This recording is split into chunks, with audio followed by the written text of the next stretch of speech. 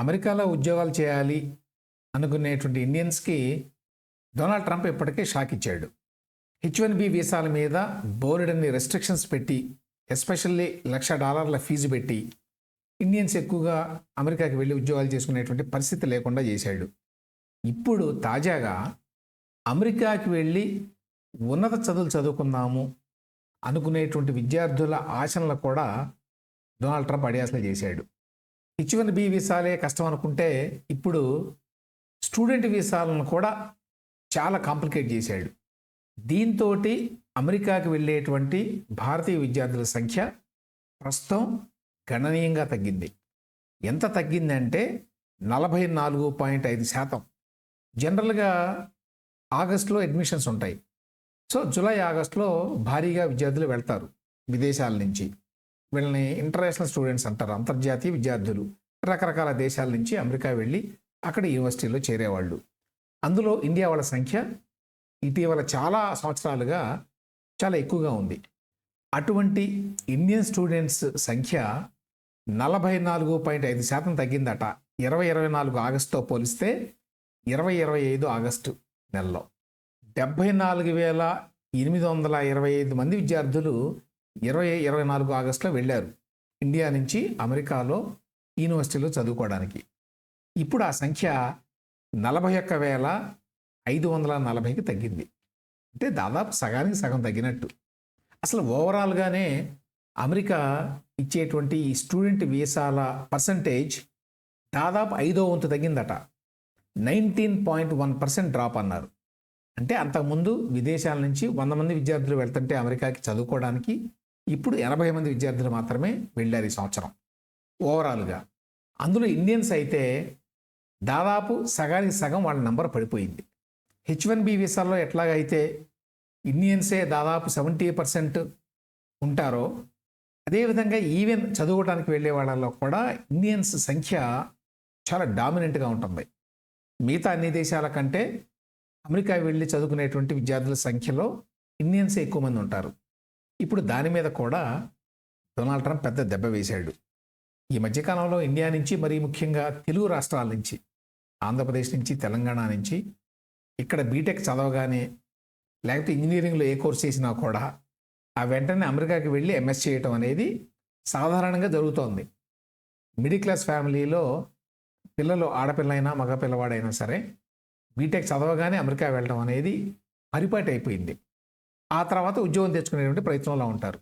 ఇప్పుడు ఉద్యోగం వచ్చేటువంటి అవకాశాలు చాలా తక్కువైపోయినాయి. ఒకటేమో హెచ్-1బీ వీసాల మీద $1,00,000 కట్టాలి అని చెప్పి కొత్తగా ఫీజు పెట్టాడు కాబట్టి ట్రంప్, కంపెనీలు తీసుకోలేవు. రెండవది ఓపీటీ అని ఉంది, ఆప్షనల్ ప్రాక్టికల్ ట్రైనింగ్ అని. చదువుకున్న తర్వాత ఉద్యోగం వచ్చే వరకు కూడా ఓపీటీ మీద ఉంటారు, లేకపోతే ఉండటానికి వీల్లేదు. యూఎస్లో ఓపీటీ మీద ఉండి ఉద్యోగం తెచ్చుకుంటే అప్పుడు హెచ్-1బీ వీసా వస్తుంది. ఇప్పుడు ఓపీటీ కూడా తీసేస్తాము అని చెప్తున్నారు. సో ఆ రకంగా అమెరికాలో ఇక నుంచి అక్కడికి వెళ్ళి చదువుకున్నటువంటి భారతీయ విద్యార్థులకు ఉద్యోగాలు రావడం కష్టం. అది పక్కన పెడితే అసలు అక్కడికి వెళ్ళి ఉన్నత చదువులు చదువుకుందాము అని అనుకుంటే అది కూడా ఇప్పుడు కష్టంగా మారింది. ఆల్రెడీ జూలైలో ఈ వీసా ప్రాసెసింగ్ అంతా ఆపేశారు. స్టూడెంట్స్కి ఎక్కువగా ఎఫ్ వీసా ఇస్తారు. ఆ స్టూడెంట్ ఇంటర్వ్యూస్ అన్నీ ఆపేశారు. అక్కడ విదేశాంగ మంత్రి మార్కో రూబియో దానికి సంబంధించి ఏదో ఆర్డర్స్ ఇచ్చాడు. ఎందుకంటే మేము మొత్తం చూడాలి, వ్యవహారాన్ని అంతా ఒకసారి పరిశీలించాలని చెప్పి అప్పుడు సస్పెండ్ చేశారు వీసా ఇంటర్వ్యూస్ని. ఆ తర్వాత బోల్డ్ అండ్ రెస్ట్రిక్షన్స్ పెట్టారు. ఈ మధ్యకాలంలో సోషల్ మీడియా వెట్టింగ్ కూడా చేస్తామన్నారు. సోషల్ మీడియాలో వీళ్ళు ఏం రాస్తారు ఏమిటి చూస్తారట. అందులో ఏదైనా అమెరికాకి వ్యతిరేకంగా ఉందా, అమెరికా నమ్మేటువంటి విలువలకు వ్యతిరేకంగా ఉందా? అమెరికా నమ్మే విలువలు అంటే ప్రస్తుతం ట్రంప్ ప్రభుత్వం నమ్మేటువంటి విలువలు. వాళ్ళు కన్జర్వేటివ్స్, వాళ్ళు మాగా సిద్ధాంతంలో నమ్మకున్న వాళ్ళు. మేక్ అమెరికా గ్రేట్ అగైన్ అంటే అన్నీ అమెరికాలో ఉండే వాళ్ళకే, బయట నుంచి ఎవరో రావడానికి వీల్లేదు, లేకపోతే అమెరికా ప్రయోజనాలే ముఖ్యం, ప్రపంచంలో ఇంకే దేశ ప్రయోజనాలు మాకు అవసరం లేదు, ఇట్లాంటివివో ఉన్నాయి కొన్ని సిద్ధాంతాలు. సో వాటికి అనుగుణంగా ఉన్నారా లేదా విదేశాల నుంచి వచ్చేటువంటి విద్యార్థులు కూడా అని వెట్టింగ్ చేస్తున్నారట. దాని మూలంగా కూడా చాలామంది విద్యార్థులకి వీసాలు రావట్లా. ఈ మధ్యకాలంలో సోషల్ మీడియాలో చూస్తే చాలామంది ఇటువంటి రిజెక్షన్స్ గురించే రాస్తున్నారు. కారణం ఏమి చెప్పకుండానే మాకు రిజెక్ట్ చేశారు వీసా. కొంతమందికి అయితే భారీ ఎత్తున స్కాలర్షిప్లు ఉన్నా కూడా ఆ యూనివర్సిటీల్లో రిజెక్ట్ చేశారట.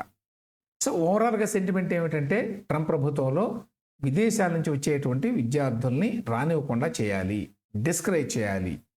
దాని ఫలితమే ఇప్పుడు అమెరికాకి వెళ్ళి చదువుకునేటువంటి భారతీయ విద్యార్థుల సంఖ్య 44.5% తగ్గిపోయింది ఈ సంవత్సరం. ముందు ముందు ఇంకా తగ్గిపోయే అవకాశం ఉంది. అమెరికా యూనివర్సిటీల్లో చదువుతున్నారు ఇండియన్ స్టూడెంట్స్, అక్కడికి వెళ్తున్నారు అంటే వాళ్ళకైతే ఉచితంగా అడ్మిషన్స్ ఉండవు, చాలా భారీ ఎత్తున ఫీజులు కట్టాలి. ఒక అంచనా ప్రకారం ఏడాదికి దాదాపు $10 బిలియన్ ఫీజుల రూపంలో కడతారట అమెరికన్ యూనివర్సిటీలకి. కాబట్టి ఇప్పుడు ఇండియన్ స్టూడెంట్స్ని రానివ్వకుండా ట్రంప్ ప్రభుత్వం అడ్డుకుంటే దాని ప్రభావం అమెరికాలో యూనివర్సిటీల మీద కూడా పడుతుంది. $10 బిలియన్ ఆదాయంలో కోత పడుతుంది. ఆల్రెడీ అమెరికాలో ఉన్న చాలా యూనివర్సిటీలు they are feeling the pinch అని చెప్పి వార్తలు వస్తున్నాయి. సెయింట్ లూయిస్ లాంటి చాలా నగరాల్లో ఉన్న యూనివర్సిటీల్లో ఇంటర్నేషనల్ అడ్మిషన్స్ తగ్గిపోయినాయట ఈ సంవత్సరం. దాని ఫైనాన్షియల్ ప్రభావం ఆ యూనివర్సిటీల మీద ఉంటుంది. కాబట్టి ఇది ఎక్కువ కాలం నడవకపోవచ్చు అనేది ఒక అభిప్రాయం. ఎందుకంటే యూనివర్సిటీలకు డబ్బులు రావు అంతర్జాతీయ విద్యార్థులను రానివ్వకపోతే, మరీ ముఖ్యంగా ఇండియా నుంచి. ఇదే సమయంలో మరొక ఆర్గ్యుమెంట్ ఏంటంటే ఇన్ని బిలియన్స్ ఆఫ్ డాలర్స్ ఖర్చు పెట్టి మన ఇండియన్ స్టూడెంట్స్ అమెరికా లేక ఇతర దేశాలకు వెళ్ళి చదువుకుంటున్నారు కదా, ఇక్కడే కనుక ఆ డబ్బును ఖర్చు పెట్టి ఇంకా ఐఐటీలు, ఐఐఎంలు, ఇతర ఇన్స్టిట్యూట్స్ ఆఫ్ హయ్యర్ ఎడ్యుకేషన్ కనుక నిర్మిస్తే ప్రభుత్వం, ఇప్పుడు వాళ్ళంతా ఇక్కడే చదువుకుంటారు కదా, ఆ రకమైన వసతులు లేకనే కదా అక్కడికి వెళ్తున్నారు. భారతదేశం నుంచి ఇంత డబ్బు కూడా వెళ్ళిపోతోంది అమెరికన్ ఎడ్యుకేషన్ సెక్టర్కి. ఇప్పుడు ఎలాగో ట్రంప్ బలవంతంగా ఇండియన్ స్టూడెంట్స్ని రానివ్వడం లేదు కాబట్టి ఇప్పటికైనా కేంద్ర ప్రభుత్వం ఇటువంటి ఆలోచన చేయాలి.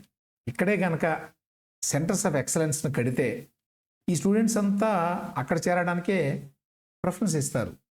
అక్కడ ఇచ్చేటువంటి డిగ్రీలకి అంతర్జాతీయంగా విలువ ఉంటుంది అని చెప్పి అనుకుంటే, మరి మోడీ ప్రభుత్వం ఇప్పటికైనా ఆ రకమైన ఆలోచన చేస్తుందేమో చూడాలి.